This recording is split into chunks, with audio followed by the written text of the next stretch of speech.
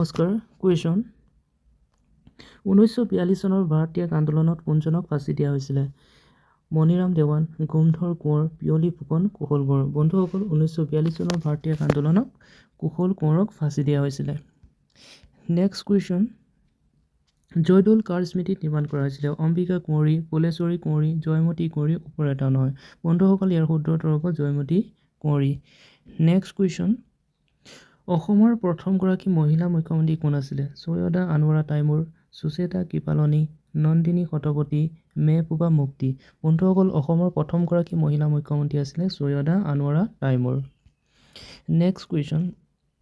1894 চনত অসমৰ কৃষক বিদ্ৰোহ কোন ঠাইত সংঘটিত হৈছিলে গহপুৰ ইয়াণ্ডাবু পথৰুঘাট ঢেকীয়াজুলি বন্ধুসকল ইয়াৰ শুদ্ধ হ'ব পথৰুঘাট নেক্সট কুৱেশ্যন টুকলাই চাহ গৱেষণা কেন্দ্ৰ ক'ত অৱস্থিত যোৰহাট তিনিচুকীয়া ধেমাজি ডিব্ৰুগড় ইয়াৰ শুদ্ধ উত্তৰ যোৰহাট নেক্সট কুৱেশ্যন